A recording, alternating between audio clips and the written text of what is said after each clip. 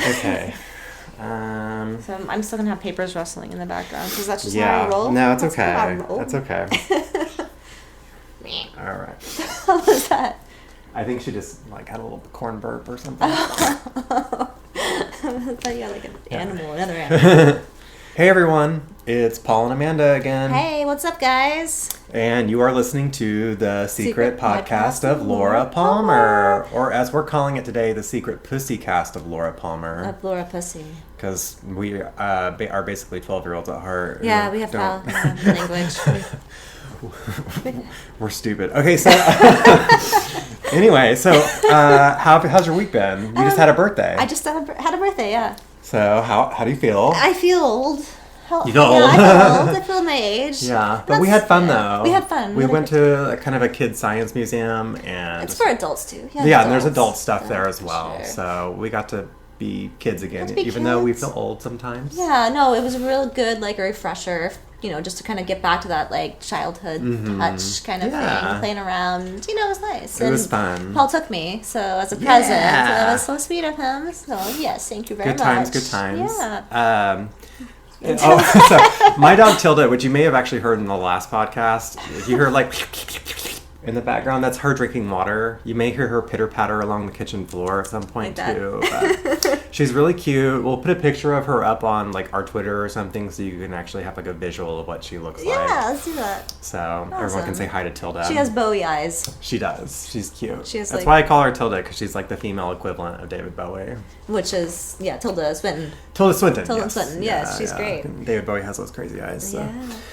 Anyway, so we decided we're going to do a recap corner every week where we basically just kind of talk over some things that we may have failed to mention the previous week. Right. So if you did listen last week, we covered Eraserhead. If you didn't, we recommend going back to that one, starting there first, and then listening to these in order. Yes. You don't have to, but as we said before, spoiler alerts, we're going to be talking about everything. So including like things that like Twin Peaks and stuff. So if you haven't seen anything David Lynch, just be aware of that. We will be spoiling pretty much everything David Yeah. Lynch, inadvertently, but just it happens. That's what we're here for. So yeah. So that's what it's about. yeah. So one of the things we wanted to recap, we don't really care if we offend people. However, we did want to mention The word cunt. I know it's really, really offensive to people, and I wanted to go back and kind of I said in the first episode that it was a tribal word, and it was actually an ancient Egyptian word that meant like female empowerment. I think it was a goddess. So so I think we should reclaim it. So it's a wonderful word. Drunk It's wonderful. history. Drunk history. Uh, What? And also, one of the things I wanted to mention as well is that the "you cunt" thing comes from Curb Your Enthusiasm. Mm-hmm. So in case you didn't get that reference, we recommend going to HBO and writing a letter to Larry David about how upset you are with the word. Yes. Okay. Do that. So that said, what else did you want to recap? There was number 4, the numerology about number 4 and Harry. Gotta love that LTE. Right. That one bar. Thanks. One bar. Thanks, One bar. AT&T.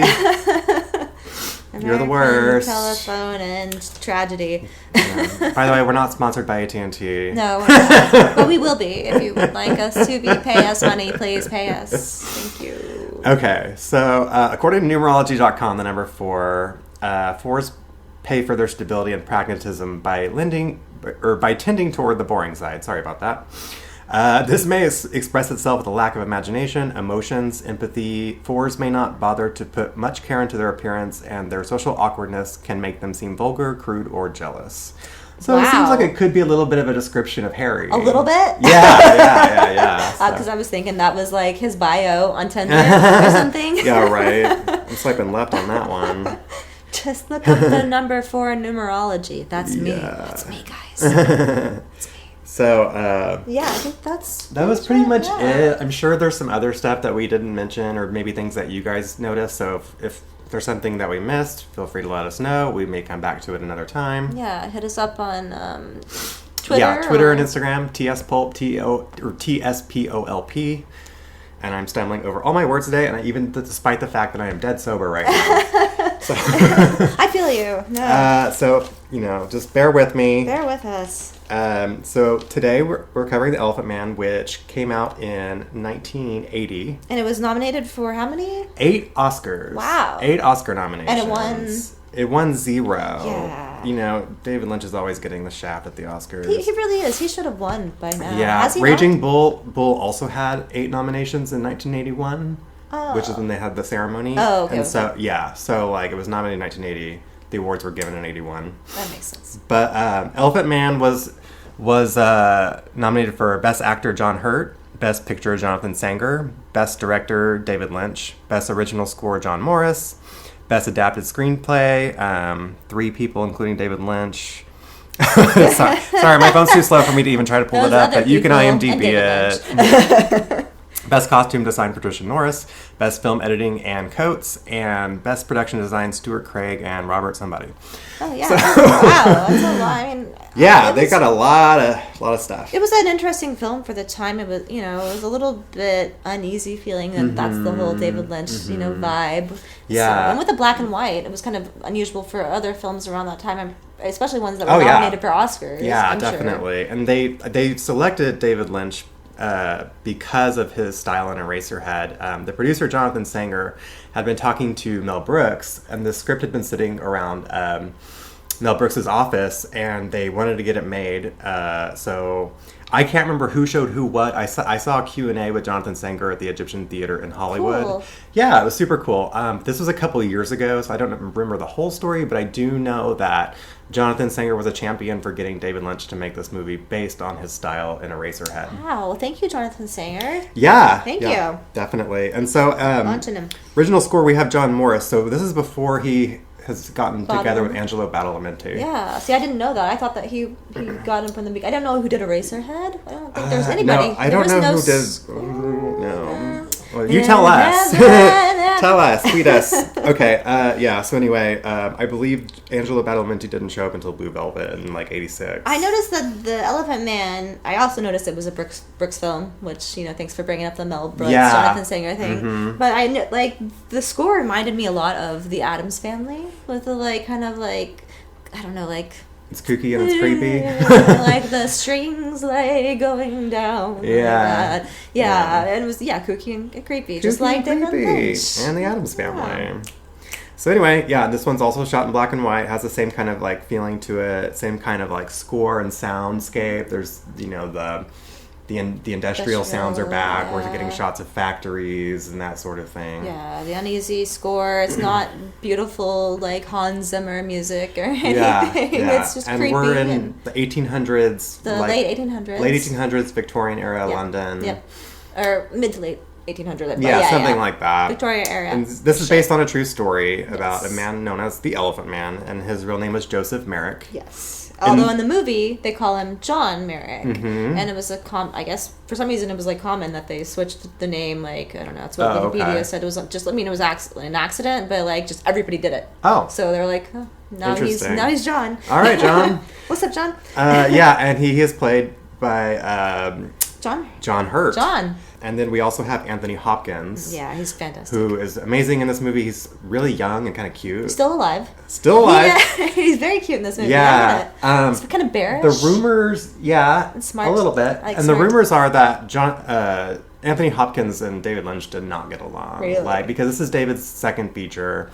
And I don't think Anthony Hopkins trusted Lynch yet as a director. I'm sure nowadays he'd probably be like, oh, okay, I get it. But he probably couldn't handle Lynch. Yeah, because, Lynch has a very particular way of directing, unlike anybody else in the world. Yeah, I know. So, that's the hot goss, is they didn't really get along, and that's probably why you never saw Anthony in any other Lynch movie after that.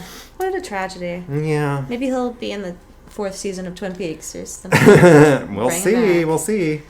So I guess we should get into it. The first frame, the first scene or whatever, was a woman's eyes, and then there was a picture of a woman, and I'm pretty sure it's supposed to be her mother or his mother. I'm sorry, his mother. And there's all these industrial sounds, and the woman in the picture like, I think you assume you see these like elephants and they're just like trampling this woman. Yeah, I mean, it's kind of like a strange opening montage. It's very Lynchian. Yeah. I'm sure these are the elements that he added to the original screenplay just for himself. But yeah, we see the woman, and there's elephants, and there's lots of like screaming, and I think it's kind of representing her giving birth to the elephant baby. Yeah, and she wasn't pregnant in the like scene, was she? I think it's just like a close-up shot of her face. But you see her like getting trampled, and like elephants like. Meh, yeah, there's like elephants running around, going crazy. And then don't you hear like a baby? There's a sound of a baby cries, and it's like inside of this cloud of smoke or fog or something like that. Oh, mystery. So yeah, basically kind of like a foreshadowing of like, well, not even a foreshadowing, like an introduction. Like, this is the mother elephant's baby. She's given birth to a monster. I'm a monster.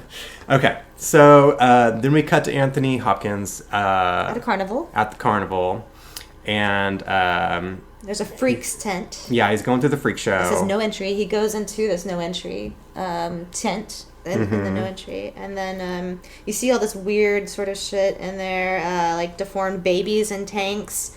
There's like a man playing a conch shell. I just thought it was hilariously. Isn't there like a bearded lady or something? Yes, there is. Yeah. It was like the Cure video in Never Enough, right? Yeah, a little bit. It reminded me a little bit of like that episode of The Little Rascals, The Man from Borneo.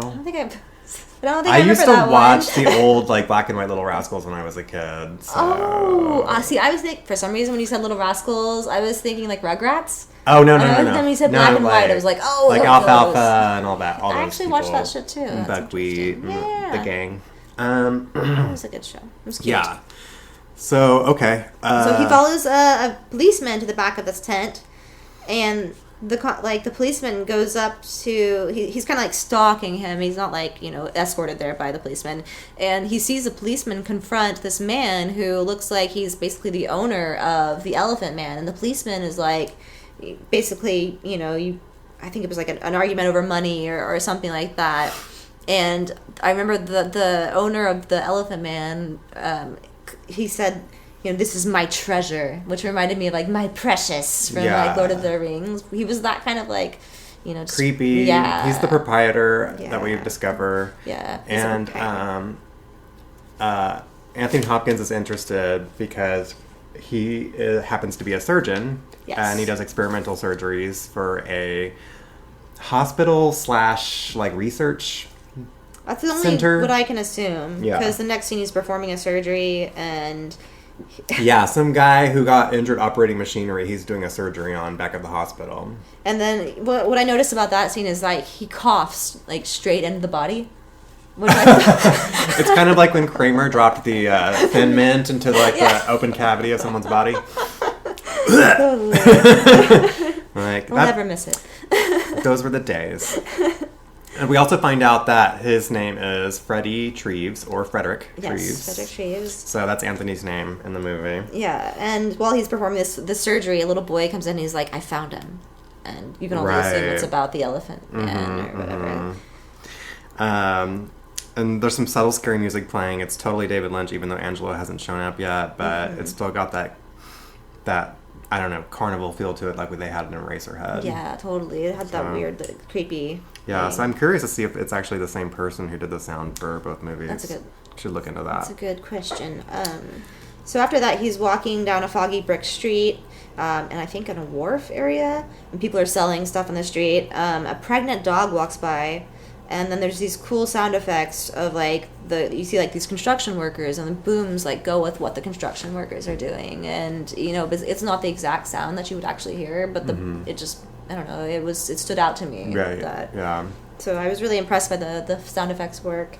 Then he's in this alley, and he comes upon a banner that reads "The Elephant Man," and you find out this guy, the owner, is called the proprietor, and he comes across this guy, and the proprietor has like a small child with him, a small boy with him that I guess is his little helper or something. His little minion. The boy like is actually good. Papa Jones. But he basically he gets like sent to do like the dirty work of the proprietor. Yeah, it's kind of weird. I don't know. It's a very strange character to have in there. Carnies. So Is it PC to say carnies? I don't know. I'm just I don't know anymore. I don't know anymore. I'm just gonna be asking that like every single episode Is it now. PC to say Is it that PC to word? talk? Can I say words? Can I say words? And so, fucking Anthony Hopkins, Freddie Treves, he offers to buy him, and the proprietor disagrees, but he allows Freddie Treves to, see him, back in this tent, and you hear this weird like slurping sound, like, and then you see, and then the proprietor says, "Life is full of surprises." There's the big reveal. Yep. So basically, after Frederick, whatever you want to call him, buys him, sends for a cab. Hopkins.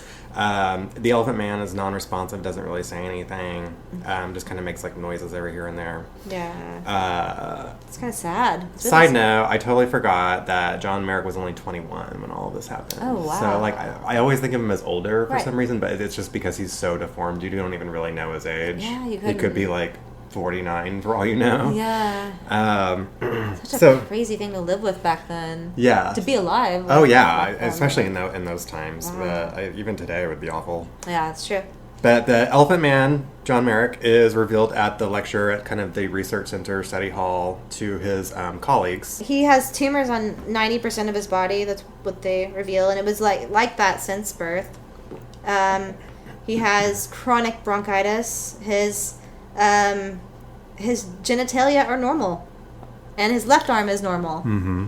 And the Anthony Hopkins also mentioned papillomatis growth, which I think is like part of HPV, like the P in the human papilloma virus. So or maybe whatever. it's all like connected. I don't really know. Possibly. Because I know he didn't have elephantitis.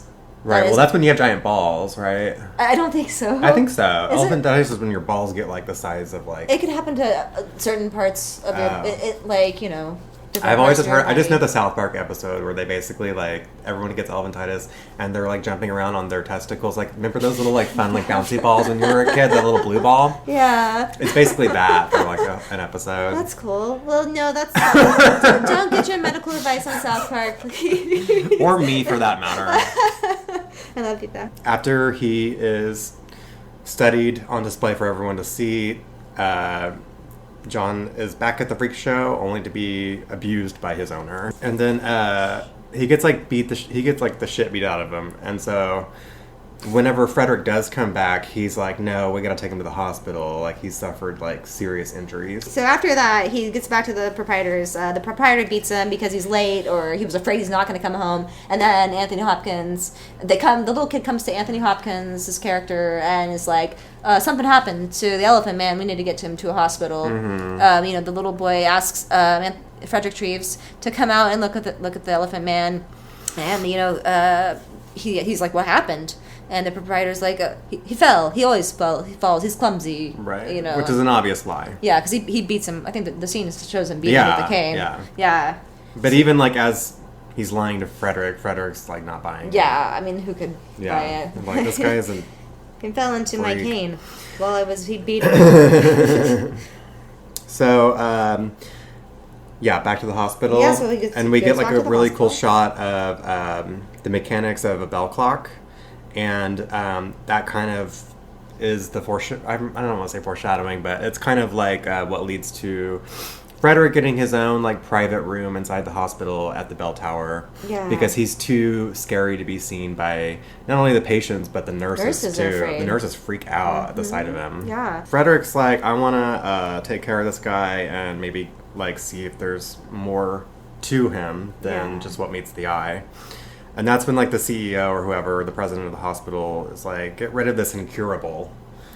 And like basically is like, there's nothing you can do for him. He can't be cured. So he gets his own private room in the isolation ward. The nurses come up to give him food, scream. So we all know that everybody's afraid of him. And then there's the security guard there that comes down the hall, and he locks the back door. And he walks down the hallway and he lights a cigarette. And there's this like scary, like mysterious music box type music playing, and the Elephant Man is in his room, and the guard like comes in there and offers the Elephant Man a drink, and Yeah, so, and that's when then after that's the lobby scene with the hilarious cat fight. Yeah, like what the hell was that about? I don't know, there's two It was like so crazy, weird. like homelessy looking women. Yeah, I was They just look thinking- like, they're Behind the bloody dumpster or, women. I don't know, like, they're scary looking. Yeah. And they're basically like just, this is like random, but they're It's, just like, like so going loud. at it in And it's packed. in like, yeah, the hospital lobby. It's, like, and like tons of everyone's like people. creating a commotion. Yeah. And it's just funny because they're like basically trying to pull these two women off of each other. So Doesn't the it's just- proprietor sneak in through like all that whole thing? Like there's this chaos going, or does it just like cut away? Oh, you know, he may.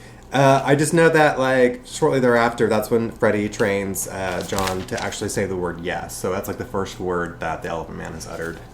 That's right, because Papers flipping. it was like a slurpy yes, or like lush. Yeah. Because he was like Yeah, asking him. Yes, because to- he looks like he's got kind of a stroke, like, in the sense that he can only talk out of, like, one side of his mouth. Yeah, I'm not sure if that's just like actually how he spoke. I mean, I guess you would never know Yeah, how I he don't, spoke. I don't know. One would never know. So yeah, the proprietor sneaks past That's the fighting. right. He does, because he wants to get him back. And so all this time, and Anthony Hopkins is in the room, like you said, trying to convince the Elephant Man to talk. He's not doing it. Anthony Hopkins is about to give up, and then that's when the Elephant Man says yes, and then repeats, hello, my name is John Merrick. Right. And Hello, then the proprietor, my name is John Merrick. that's so sad. Just like too. that, Aw. yeah. And by the way, we also see that the owner's like a total alcoholic. He's got the shakes Oh, and yeah, I stuff forgot like that, about like the delirious tremens Yeah, that he Tremors, teased. yeah. He and he's always drinking too. Yeah, he's always drunk, which is why he's so angry. Yeah, and beating up on defenseless Yeah. elephant. And that's men. when the CEO, like, whose name is Cargom, it's like Carcarr. And Gomm. Yep. So whatever that means. Cargom. I wonder if that was really his name or not. But I don't know. anyway, he Oh, wait. basically like tells like the proprietor to fuck off. Yeah, because the proprietor comes in there while Anthony Hopkins is like rehearsing with them, and he's like, "I want him back. He's mine. It's for me to use." Like basically, he's like, "For mine." And then the proprietor's like, "Well, you're basically doing the same thing that I'm doing to Anthony Hopkins." He's like, "Well, you're kind of just showing him off." Yeah, he's basically like, we're both using him for our own personal gain. Yes, and it was So what's the difference? It was really impactful, and they were rehearsing all that stuff, the like talking and stuff to meet with Cargon at 2 p.m. the next day. I don't know. The owner, the proprietor, by the way, actually when did no, he not the come in? proprietor, but the security guard. We find out his name's Sunny Jim, which is funny because if you've seen Twin Peaks: The Return, there's also a character named Sunny Jim. Which is that's kind of crazy. Yeah, except Sunny Jim's pure evil in The Elephant Man, and Sunny Jim is such a delight in Twin Peaks: The Return because it's like played by this cute little kid. Yeah, it's a little, He's adorable. He is sweet. And Sunny Jim gets his own jungle gym. Jungle Jim. Sunny Jim, jungle Jim. Jim. So when he's rehearsing the Bible verses to Cargon, Okay, so that happens before he meets Anne. yeah, I have a whole page before that. Okay, well, I'm just going to let you, Jesus, take the wheel. Okay. Give us the Clips Notes. Notes. So I actually wrote down it'd be really hard to understand without subtitles because we watch everything with subtitles just to get a grasp I on am it. a subtitle freak. I like the subtitles. I don't wanna care what know. show it is. I want to see everything that's being said. Yeah, I know sometimes it takes away, but for this one it was really helpful. And so when the Elephant Man is meeting with Anthony Hopkins and Cargom, Anthony Hopkins is trying to basically show Cargom that the Elephant Man can speak, and however he just won't do it in front of the guy, like the head guy, and Anthony Hopkins is about to give up. It's almost over, and Cargom's like he's not really he's just dumb. Yeah. And he kind of figures out that Anthony Hopkins has been feeding him lines to say. Yeah, that's what he thinks for sure. Right. And that's whenever he leaves the room and then they hear him like reciting the Bible verses. The Bible verse that he didn't know, Didn't that he know. wasn't taught. Like he wasn't taught. he read like beyond the stuff that Anthony Hopkins taught him. So that's when Cargom's like, Oh, yeah, oh, so we got something here. That's What do you got different. here? Okay. All right. I'm into it. Let's see. Okay. Let's cut him open and see what happens. Yeah. And then he was like crying, and There's a lot of crying in this movie, including the audience. Was just, yeah, like, so Cargon was, like, asking if, just basically a small talk, like, how do you like it here? Mm-hmm. And he kept saying, just, everybody's been very kind. Yeah. So I guess whenever he was reciting that verse, it was Psalm 23. Psalm 23, wow. You can tell that we're really biblical scholars. Yeah. Psalm 23. That sounds like a tanning booth. Yeah. John Merrick 3:16. And so, yes, that's the thing he recites. And then, so after that, it goes into a, like, theater district kind of, or sorry, there's, like, classical string music. And then Anne Bancroft, you see, is, like, a new character introduced. Okay, so are we at tea time yet? That's off. I have. Okay. Okay. And so you see Anne Bancroft's character in a theater. And she's reading an article about the Elephant Man, and she says she wants to meet him. Oh, that's right. And then it cuts to these drunk old men singing in a bar, and then the security guard is in there and, like, all drunk and shit. And he sees a letter by the governor about the Elephant Man, and he offers to sell tickets to see the Elephant Man to these drunk people in the bar. And then it cuts to the Elephant Man, and he's dressed in a really nice suit, and he comes down this really big, beautiful staircase in this nice house, and then you find out he's in Anthony Hopkins' house, and then you meet his wife, Anne. I like that we just keep calling Anthony Hopkins. I think we're just going to have to do that. Yeah, because I can't with, like, Freddie. Yeah, I don't know. He's Anthony Hopkins. He's Anthony to me. Okay. A-H. Yeah. A-H. Hannibal. The H is for Hannibal. Anthony Hannibal. Anthony Hannibal. Anthony. Anthony. Hannibal. Handsomely. Handsomely. Oh. I don't know. Okay. Yeah, I get it. I like Back it. on track. Yes, Anne. So, yes, Anne. Oh, by the way, we were talking about how we were going to do improv in the last episode. Guess what? We're fucking doing it. Fucking doing it. Yeah, we just had, like, our third class. We're going to have our fourth this week. Yeah, this week is So, I bet our episodes will get better as we get better with improv. Yes, and they will. And I completely agree with what I just said. Okay, so, whatever. So, Anne's like a socialite, celebrity, who does theater. No, Anthony Hopkins. Anne. Anthony Hopkins' wife, Anne, is not Anne Bancroft. Oh. They are two separate characters. Okay. Well, Mrs. Kendall. There's two, yeah. So wait, Mrs. Kendall is the socialite celeb, and Anne is his wife. Yeah, okay, and she's just there for tea okay. for that one scene. My notes are of clusterfuck right now.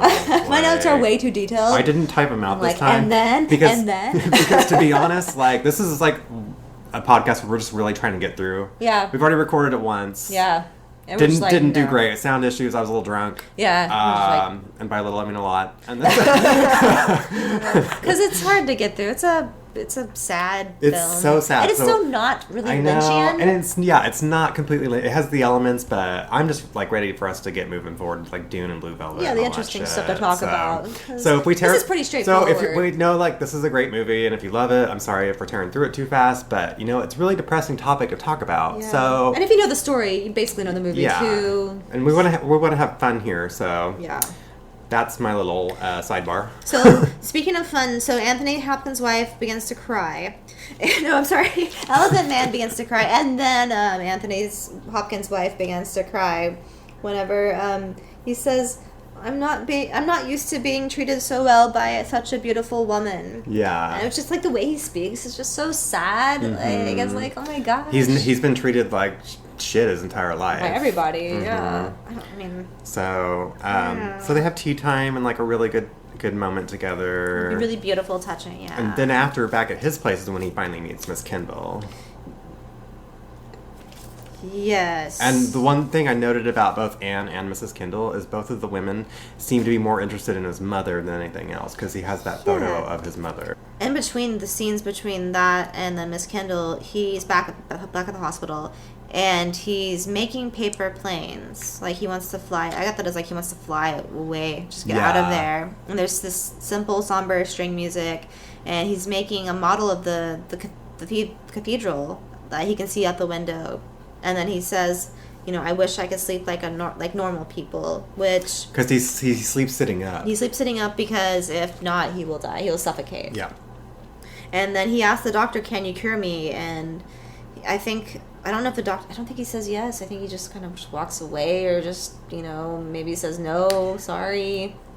I don't know. I mean, I think he's hopeful that he can, but he really doesn't know. I think he's he not knows like he giving him can. hope, like in this, beyond the sense of like right now you can stay here at the hospital That's in your pretty much private it. room. Yeah, and I mean that's a relief from where he was staying. Oh yeah, absolutely. Jesus. And then then Miss Candle comes in and then talks, and then she picks up a picture of his mother, and like looks at it, and just it's remarkable because his mother looks so normal. Yeah, and they talk about how like beautiful she is. Yeah, and I don't know, is that like insulting to the Elephant Man? I mean, well, no, because the Elephant Man's the one who brings up the fact that she's so beautiful. Okay. Like, yeah. Oh, so and he's they're kind of like- like in agreement with him. Like, yeah, like she's beautiful. that's also really sad because I bet he's like thinking like, oh, she's beautiful, look at me. Or, Exactly. I think that's why he's kind of Brings so it like up. fascinated with her beauty. He's like, I came from that. From that, yeah. Man. Life is hard. Life is hard. Miss Kendall, Anne Bancroft's character, gives him a picture of herself, and he places it in a place of honor, is what he says. Yep. And then he asks, "Do you live in the theater?" Because I mean, in some ways, he lived in a theater. Like the Freak Show is a bit of a theater. Dude. Yeah. Wow. It's like all he really knows. Yeah. So of course he would assume that an Yeah. actor would live in the place where they perform or Yeah. whatever. And then they start reciting Romeo and Juliet. And she's just like taken back by it. She thinks it's amazing. All these scenes right here are super emotional Yeah. because you're seeing how like the women are seeing past just the freak showness of it all. Because it was a big deal. Because people are screaming. Because even the nurses are screaming, and in fact, there's even a scene that happens after Miss Kindle where they're back to the maids talking about it, and I just wrote like in all caps, "Cut their scenes!" Exclamation point. You're not important. Get out. We know. We know. Like you're in the wrong job. And then Like in the wrong field. oh gosh, right? Yeah. Like, what? Like if they're in the isolation ward, Like, you would think they yeah. would see like worse stuff. Maybe You would think. I don't know. I mean, they see surgeries and things, so it's like you can't be that. Yeah, like I that don't know. weirded out. I mean, Cut their maybe it scenes. was something. And so, what's something that really like stuck with me was when Miss Candle said to the Elephant Man, she said, "You're not an elephant man at all. You're Romeo." Oh my god. Oh my god. Heart melts. God. Heartstrings. Oh, that's really sweet. Yeah. So. And then let me know if I'm skipping forward too much, will but that's whenever like Freddie Anthony tries to see about getting him to acclimate to London society. Freddie Anthony. Whatever. Freddie versus Anthony versus Jason, the sequel. Versus John. versus John Versus 316. the Elephant Man. So Sounds right. like a good WWF show. That would be. That would be. I have a coworker who's actually really into WWE or F or whatever it's That's called. for WWE now, huh? Who cares? And then, yeah, apparently, like this is like one of the first like WrestleManias that a woman has won. Oh, huh. Yeah. Cool. So yeah, I think. But that- also, like, it's about time.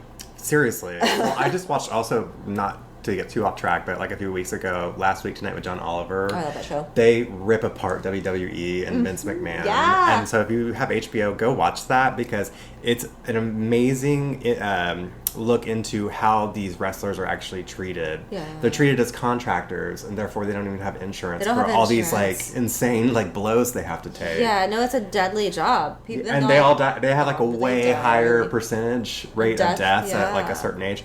And on top of that, they also like the wrestling federations used to be all separate, and now it's all one big monopoly. Oh. And so WWE owned like what used to be like 10 different I didn't wrestling know that. federations. Oh, wow. I didn't catch So- that. So, yeah, it's like a monopoly. You can't. It's a complete monopoly, so like the wrestlers have nowhere to go unless they just do Yeah. like the indie stuff. They could do a YouTube thing, but I guess it Yeah. would probably cost a lot of money to rent out a big, huge And arena you're like also that. you're getting no insurance there either. So No, I'll give you that.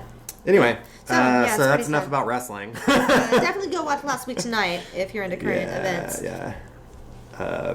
So wait, London Society Acclamation, is that next? Yes, it looks like it. Oh yeah, so there was a news article that was about the actress meeting the Elephant Man, and then all of a sudden and then it cuts to him dining with members of the high society. Yeah, see how he does over tea with them. And then With he's strangers. He's like I wrote down he got a walking stick from an elderly couple. Cool. Yeah. And there is one head nurse who's actually really cool. The other nurses suck. But she makes like a really good point about how this is just another sideshow. Yeah, it's really true. Because, yeah, the head nurse is like, he's only being stared at all over again. Mm-hmm. And that's basically what the proprietor said to him, too. Yep. And then the next scene is Elephant Man sleeping in a mirror, and he says nighttime again, which reminded me of Now It's Dark.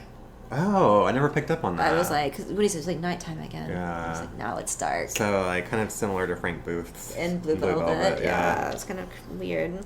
And then there's, like, the typical Lynch, like, low, bassy, eerie sounds while the Elephant Man is sleeping. And I think that's foreshadowing. And there's, like, a machinery montage or something, too, right? Yeah, there's, like, all this... There's men carrying a mirror. Elephant Man, like, looks in it, sees himself, and he sees elephants. And there's these elephant noises. And it's, like, the first Lynchian scene, I think, pretty much since the intro. Like, the first real, like, yeah, that David and, Lynch. like, the quick shot of, like, the inner working of the bell tower. The bell tower, yeah, that's true. Which was, I mean, like, a second, really. Mm-hmm. So there's just little, like, things that they spliced in. Yeah, this scene was very welcome. I felt like it kind of, like... It gave, like, some time to Eerie. breathe a little bit. Yeah. Even though it's eerie, it's kind of like, I just need a break from, like, all the emotion that we just There's experienced. just, like, a lot of plot happening. Like, this Yeah, is all this happening. is, like... This movie is packed Yeah, to it the is. brim. That's why I have, like, 14 pages of notes. She has 14 pages. I knew I was going to not be able to do it, so I have, like, 3 pages. I literally wrote I was like, down there's too everything much that going happened. on. So, yeah, there's some stuff if it's not too... That's not too important, which we can, like, cut out. I mean, if it's not, like, fine. integral, then we can just kind of... But everything David Lynch related needs to be in here. So yeah, that was like, you could tell that was like a dream nightmare sort of thing. And while something's It's the going foreshadowing. on. Yeah, definitely. But before that happens, like, before what we're about to foreshadow, don't we meet the princess? The Princess of Wales. Princess of Wales comes in. She's at the boardroom, and basically, Yes, like, something about it. whoever's, like, higher up than Cargom at this research center is, like, why is this Elephant Man getting all this attention in, like, his own private room? Like, no, he needs to go. Yes, I saw. So that was after one more scene. Okay. And it's Anthony Hopkins, like, up all night, and this is after the nightmare dream scene. And it's Anthony Hopkins, Anthony Freddie Mercury, up all night in a chair, and his wife's like, "What's going on?" And he's like, "I'm no different than the proprietor." And he's like, "The Elephant Man's name is in lights." And his wife's like, "Well, the Elephant Man is content because of you." And he's like, "Why did I do this?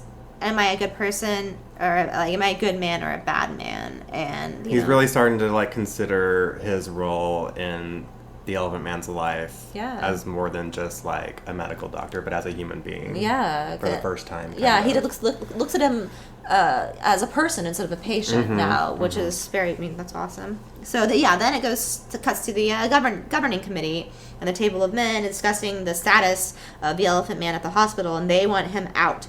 They want the space for actual sick people. And there's no room for negotiation up until the princess shows up. And the princess is like, "Bam, I'm a princess. I read the news. Yeah, I think Elephant Man's cool. You guys are cool for hosting him." And they're all like, "He can stay." Yeah. She basically tells the board to lay off because it's the, quote, Christian thing to do. Christian thing and to her do. sister or cousin, Queen Victoria, has a message, and that's the Queen saying, "We're proud the of queen you." is like, "We're so happy." So now the hospital's like, "Oh, good PR." Yeah, like, "Oh, we'll keep him." Because Yeah. they're happy, and I'm sure they'd probably get in trouble if they'd kicked him out after the Queen said, Right, that's like, cool. great job, guys. So, So yeah, like the fat, like, top dog has to shove it, basically. yeah, and it's kind of nice because the Elephant Man should stay there, because what are his alternatives? Just going back to the circus? That's kind of or it. dying? Or, like, yeah, I guess he could come home with the doctor, but that would be really weird. That would be another good spin-off, though. Let's make that happen. Bosom buddies. I don't know. And then so basically after that happens is when we have, like, kind of the dream foreshadowing coming to life a little bit. That was before that. I'm sorry we're jumping all over the place, Yeah. but are Our notes are different. Well, I just have like so much content on here. So he's getting ready for bed. He got like a dressing case, which is, I don't really know that that's important, but he's getting gifts from people, treating him like he's a real person. Yeah, things are getting a little bit better. Like he's getting more like personalized and not just as a patient. And I wrote down focus because it was all like out of focus. That's the first. I think I wrote that like 3 times. Really? Yeah, because it was like out of focus. It's interesting that you say that because one of the things that people here it is gush again. over the most about this movie is the cinematography. Yeah. Like they talk about how it's the absolute best. Well, they need to focus on a couple parts. Focus! Twice at least. Yeah. On the next page. And so then after that it shows him getting ready for bed. He's all content. And then it goes back to the bar where the drunken security guard is, asking Sonny Jim? Yes, Sonny Jim. And he sees around these 2 ladies and this man, and I think he puts his arm around the ladies, but like these ladies haven't seen him. Yeah. And then I also wrote focus. Focus! Focus! And then the proprietor comes to the security guard and asks to see the Elephant Man. Mm-hmm. And then, so it cuts to the Elephant Man. He's all happy, dancing around his room in his nice clothing. He's a person. Yeah, like things seem to start now. looking up finally. Yeah, and people look at him like he's right before we get shit on again. Yeah, because this movie just is relentless. And so then the security guard just busts in the fucking room like the Kool-Aid Man. And there's like... It's an interesting analogy. Oh, yeah! Is it a metaphor or analogy? It's a metaphor. Analogy, both. Like, it's a simile. Like it's a limerick. Yeah, it's I don't know. It's a phrase. It's a sonnet. Okay, whatever. Move on. Okay. So basically these girls are like they scream. Well, they're screaming. They're not freaking happy about out it. because these guys are shoving them into the his room, face, onto his bed, and onto his body, making him touch him, making him kiss him. Yeah. And he's really not sad. into it. He's screaming. They're screaming. They lay the Elephant Man down on the bed and put the women on top, and they pull him up, pass him around, give him alcohol. And then he's laying on his back, and I'm just thinking this is where he dies. This is the end. Oh yeah, no, because he's on his back, close. And he's laying down. And he can't sleep on his back. But then the men pick him back up again, and then they leave him down, laying on the bed, and they do leave him down, laying on his back, and he's gasping for air. And then the security guard props him up. He leaves, and then he gives him change, and then he leaves. Yeah, he tosses a quarter at him or something, or whatever the coin was at the time. Yeah, I don't really know, actually. A shilling. It was in the UK. 6 none the richer. Yeah, it's probably pence. Pounds. Not any pounds, no. Pence, more than likely. Okay. So yeah, that, and then the proprietor walks in, and then I wrote down, focus! Focus! That's actually the first time I noticed that the proprietor's last name, or what he goes by, is Bites. B-Y-T-E-S. Yes. And I was they call them Bites. So I think it's kind of an interesting name, He bites the Elephant Man's life away. He chews at it. And he just bites. He sucks. He sucks. Yeah. He sucks and bites. And so that's when Bites kidnaps him, right? Yeah. Takes him back to the carnival. Well, no, you don't really know what happened. You assume because there's a knock on the door and the room is ransacked. Right. And the model cathedrals were all broken. And then Anthony Mercury walks in. And then another guard says he knows what happened. And that's when Anthony Hopkins goes to the security guard. And he's like, where is my friend? Mm-hmm. Where's, John Merrick? And then he attacks the security guard, and the guard said he doesn't know where he is. And then the nurse sacks the dude, the mother, the head nurse. That's right. Yeah. It's kind of awesome. You think there's gonna be a whole throwdown or whatever. Yeah, between Anthony Hopkins and and then the head nurse who's really cool comes out of nowhere and just whacks the crap out of him and knocks him out. It's always nice to see that kind of stuff, Yeah, she's an elderly especially lady. after such a scene that was so horrific, to have a little bit of sweet revenge happen. Yeah, and she's an elderly lady who's doing this, so it adds cute. a touch of awesomeness. Yeah, an extra sense of power to it. Yeah. Yeah, and then there was suddenly it cuts to a narrated letter describing Anthony Mercury, that he couldn't find him despite looking And then all of a sudden it cuts to the carnival setting, and it's back to the Elephant Man and the proprietor. And he's speaking French, I noticed. And the Elephant Man looks really weak, and he collapses. He suffered more abuse again. Yeah, I mean, at the hands of that guy, what can you imagine? And it was messed up. They cage him with baboons. That's right. And he's like in this like carny. I hate saying that word because I'm not really sure. Like you said, I'm pretty sure like you can say carny. I don't think it's because it's a job title. Is it? I mean, and they're all on meth anyway. What's more offensive? They're not listening to this podcast. Ouch. And if you are, we're really sorry. And what's the correct term? Right, thank you. Yeah, carnival worker. So they're in the carnival working setting where they sleep at night, and you see him like in the cage, like with the with like monkeys, like a wild monkey or a baboon or something. But I'm not really sure what kind of monkey it was. Yeah. There was these weird like carny people around playing weird brass instruments, and then there's like the lady small person. She was I think she was from the Wizard of Oz. Oh really? I'm pretty sure. She looked kind of familiar. Yeah, I'm pretty sure she was from that. Okay. And then the proprietor's all drunk and he's just like yelling at the sky. And then and what's new? I know, right? But who doesn't? And he pulls the Elephant Man. He throws him into this cage, and he throws out some bedding, and his little kid minion, carries the bedding to the Elephant Man, and I think, and then he decides.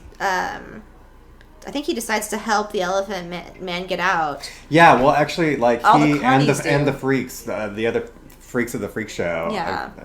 Obviously people at the freak show, but for the purposes of the movie, they're known as freaks. Sorry, guys. Carnies and freaks. I'm sorry. You cunt. Okay, so yeah, the freaks help him escape. Because they like want him to be successful. Because he's such a good guy. Like man. they know he's good. Mm-hmm. And so they dress him up, right? Don't they like dress him they up? dress him up like a hooded, and they put a hood over his face, and they all huddle around him. Yeah, and it's a weird scene. It's very Lynchian. They're all, like huddled around him. Yeah, like we're gonna save you. Like walking into follow the the yellow fog. brick road. Yeah. Which I mean, he does have a lot of like Wizard of Oz references in his movies. So that could very well be some kind of like Maybe that's why he hired the lady. Yeah, He's could that's very how well you be. work. Yeah. Who knows? You never know. But so yeah, John Merrick ends up catching a train. Yes. To go back to the hospital. Yeah, so he's in France, and then he's boarding a ship to Austin, Londres, Austin. I have written down. Maybe I don't know. I have no idea. Bad I thought writing. But then he gets on the train, right? Then he gets on a train, and he gets off the train, and that's when like the crazy ass scene happens. Well, then he starts being like harassed by like children. This is the hardest scene in the movie for me to watch. And he accidentally tramples a kid while he's trying to escape. Mm-hmm. Well, then the kid's also kind of like harassing him, like, "What's under your mask?" or "What's under your hood?" And there was like won't leave him alone. So it's like people are kind of like catching the attention of this boy. Oh yeah, so everybody's paying attention. Everybody's knowing what's going on, and he's trying to escape. And he runs away, and he's being followed by a mob. Eventually. Yeah, and then it just becomes like a whole chase scene, and the music is like really crazy. It's you think like he's gonna get killed by this mob, and then he just and more people just keep joining it. Yeah, and he's just running away from everyone because at this point his face is exposed. Yeah, they know who he is. And so they it's just that whole mob mentality. It's scary. Oh God, yeah. And they corner him and by a gate, and the Elephant Man just screams, "No, I am not an animal. I am a human being, a man. I am a man." Yeah, and like that, and then everyone just like stops. Yeah, and you feel like the chills of that moment. Like it's impactful. It is so impactful. I think it's the part of the movie I actually just started weeping when I first saw the movie. I was crying throughout it. Yeah, I was like, oh my God. And then you can even see like the realizations on people's faces, like, oh, like this is a person. Yeah, I mean, like once he spoke. Yeah. That's when they were like, oh, he's not just a monster. He's not a monster. I'm a monster. I am a man. And so the police show up, of course.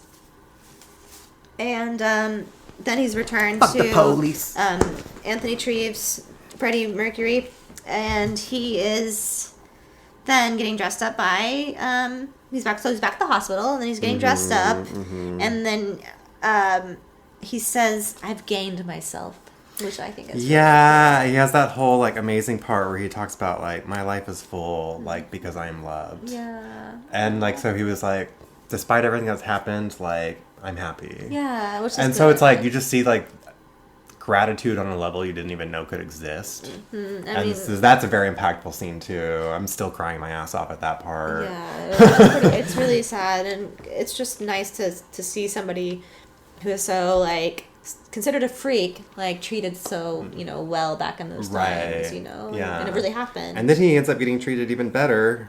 Yeah, Mrs. Kendall. But yes, and he is invited to her play. Yep, at the theater. And like you see Elephant Man's face, and then there's just like a man in a cage. And there's fairies, and it looks like Swan Lake is happening. There's like a king, a lion, and a cat. Like, what play is this? What's going on? And then at the end, Anne Bancroft's character gives a speech and dedicates the whole performance to Elephant Man. And Anthony Treves. It's such another. I just keep saying this, but it's such another powerful scene because he went from being chased by a mob in town to being like applauded by the entire theater, thanks to the actress Mrs. Kendall, who basically says, "Stand up, we have a special guest in the audience tonight." It was his first time in the theater. It's something he's always wanted to see because of the whole Romeo and Juliet thing from earlier. So he got to experience this just amazing moment where everyone's just cheering him on. Yeah, and he's just he doesn't even want to stand, but Frederick Treves encourages him to stand, and there's just more applause, and you can, I don't know, it's just really impactful just to see. Like, I don't know, it's so sweet. Yeah, it's really sweet. And I wanted to add Anne Bancroft. Jesus fucking Christ. You got it. She was married, rest in peace, to Mel Brooks. Oh, really? Yeah. Okay. I think I knew that, but so that I explains forgot. why she's in a bunch of his stuff. Gotcha. She's great. I love her. She's beautiful. Yeah, she's funny. she's gorgeous. She's awesome. And then after that, it goes to it cuts to the hospital, and the Elephant Man is recalling what like a good time that he had. Yeah, he's back in his room. Yes, and then he says goodnight. By the way, Go on. that's the first time I noticed the illustrations on the wall. They've been there since the beginning of the film, but it's like they even like I think have a close up on them earlier in the film, but then later on you just see them like in the background, and if you look closely, you'll see one is an illustration of a person sitting up, and the other one is an illustration of that same person lying down. It's a boy in a bed. Yeah. Yeah, and like the Elephant Man looks at the boy lying down, and I think he says, "I wish I can sleep like normal people." Like, that was way earlier, but I think that triggered him to say that. Yeah. And but this is the first time I noticed it. Like watching it, like. I don't know. It was just like a detail I always overlooked for some reason. Yeah, it's kind of crazy we didn't note it earlier. So you kind of just overlook it, but it's super important. It's foreshadowing. I think it's good to mention now just because of how the movie ends. Yeah, and it is foreshadowing from the beginning because he's alone and he looks at his cathedral. Yeah, his church model that he's created. And Adagio for Strings plays. By Samuel Barber, and beautiful piece. Such a great piece. So you might also remember it from the movie Platoon. I don't know what else has been in. It's been in a lot, but it's one of the best classical songs ever written. I agree. And he looks at the model, and he says, it's finished. And then he looks at the boy, the picture of the boy, the sleeping boy, and that's when he finally lies down, right? He lays down. This whole movie he's been sitting up sleeping. Then he finally lies down and dreams. And isn't it like his mother? It's like his mother. There's like the cathedral window, and there's this soul, like it looks like his soul leaving, and then there's like stars in space, a white ring with smoke. And then his mother's face, and then it says, "Nothing will die." Yeah, and it's her saying it, right? Is it her saying it? I think it's her. Yeah, it's his mother saying, "Nothing will die." Oh, dude. And that's... What does that even mean, though? I mean, like... Well, I think because he, like, laid down, he died. So, did he lay down? See, But like, the love lives on forever kind of thing. Yeah, that's true. So I think, like, he died. Because he was happy just to... See, I thought he was, like, so happy. He was like, where else can I go from here? I'm going to just die. Like, this is how I'll die. Mm-hmm. I thought he was, like, killing himself because he didn't know what else, like... because That's what I thought too. But know, I he feel like was- nothing will die in the sense that like the love that he experienced will never die. Well, I thought that you said last time that I was really drunk last time. I know. But you actually brought up a really good point, Oh, okay. and I liked it. Remind me. I will. God damn it! And it was that he wasn't trying to kill himself. He thought he was normal. He thought he could do it because he had been treated like a normal person, which I like that theory a right. lot better. That makes a lot of sense. That was how I originally interpreted it, and then whenever you explained it the other way, I think that I've agreed with you. So it's interesting. That makes I guess you can interpret it different Either ways. way, yeah. I don't know what really happened. Did he die that way? He died from asphyxia. So he did die So from he probably did die from laying down. purposely, or oh, so he was trying to be normal. He was because I thought it was strange that he would just kill himself. Like, this is the end, but you know, sometimes Yeah. that's just like with that sort of condition. Where else do you go? You know, and I don't know how depressed he was. He had a broken life. Yeah. He was abused. You know, you never go. You know what goes on. And, After having a whole theater cheer you on, it's like, okay, I yeah, can die happy now. Yeah, exactly. That's what I was So thinking. he says he died on April 11th, 1890. Oh, that's crazy. So, yeah. Wow. Well, Pretty rest in crazy. peace. Yeah. And thank him for his amazing story. Jeez, Yeah. like, I'm glad that was recorded in history and all of that happened, and David Lynch got a hold of it and made it David into Lynch a movie. turned it into a wonderful movie. It's a movie I can barely watch because it's so depressing, Yeah. but you know, it's a masterpiece. It is a masterpiece. It's gut wrenching, but it's great. And it actually has a plot. Yeah, It you has a actually plot. like. It's one of the few David Lynch movies where I can show people and they'll actually understand like what's going on. Yeah. That's why there's not really much to talk about within it. Mm-hmm. We're just kind of like talking about like what happened and commenting off of that because Yeah. there's not really much to interpret. Right. So it's kind of And some straightforward. fun facts here and there. Yeah, some fun facts. know. You got it. Okay, so I Yeah. guess here we would have the outro music before we do our outro. Oh, yeah, and then Okay.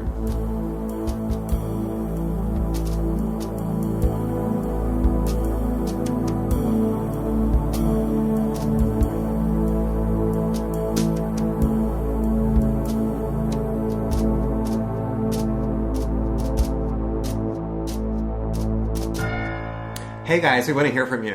fuck me in that.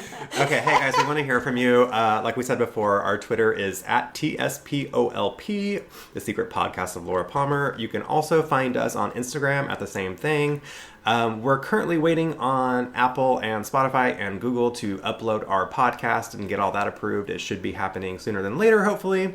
But in the will let you meantime, know. in the meantime, you can go to our social media. There's a link to our Libsyn where you can listen there directly, and it's cool if you're on your phone because even if your phone shuts off, it'll still keep playing the thing. Unlike Yeah. like if you do Like a YouTube Google for file something. from your email or something. Yeah, definitely. So you can still listen to there without any problems. In the meantime, though, we're gonna go ahead and post a picture of Tilda. Post a picture of Tilda. And maybe yes. a picture of ourselves so you know what we Yeah, look so we know like. who we are. Anything else you'd like to add? Yeah, but I can't fucking remember it. We're going to be doing Dune next. We are going to be doing Dune next. So if that's your jam, Amanda really likes that one a lot. I do. Don't judge me. I think it's very visually, personal. I think it's stunning visually. I'm a sci-fi nerd, so I mean, I like some sci-fi, but that's a good story. I, I know. we'll agree to disagree. I hear there's a new Dune coming out. I'm not 100%, but if there is, we may touch on that a little bit too. Yeah. It's not David Lynch who's directing it, obviously, but I don't know. I don't know anything we'll about look into it. I haven't heard anything about it. So check us out, and then also we like to hear from you. Send us like emails. Yeah, Our email you is- can. Our email is tspolp@gmail.com. gmail.com. And I just clapped right there, so if you didn't get it the first time, tspolp@gmail.com. So send us all your Send us mail. everything. Yeah, whatever you think. Yeah, we'd love to hear from you guys, and thank you so much for listening, especially if you tuned in to our previous podcast. We appreciate your support. Yes. Once we are up and running on podcast services, please feel free to leave us a review. Mm-hmm. That helps us get our name out there, and share it with your friends and We all want that to know good what stuff. you think too. Yeah, Yeah, so tweet us, hit us up, and we're here for you. We love you, all of you. she's here for you. I'm just here for myself. Just kidding. And I'm here for him, so it works out somehow. So, anyway, yeah, so the secret podcast of Laura Palmer is produced by Amanda J. and created by me, Paul Medley, and co-hosted by the two of us. Yes, and the music is by Revenue LLC. You can check us out as well, I think on Twitter, right? Twitter, And Instagram, Facebook. We're pretty much all over the place with Yeah. that. And that's Revenue the band or Revenue LLC. Revenue LLC, I believe. And, well, the other tag is Revenue the band. Revenue the band. So just look both of those up and Yeah. you'll find us. You'll find We just We'll write be fun around. songs, so you might a good time. find something there you like. We wrote the intro, outro. We wrote the intro music here as well. Same as the outro. But, yeah, The outro, the intro. same music. We enjoy it. Hope you all We into have it. a wonderful week, and we'll be back soon with Dune. Yes, with Dune. All right, thank you.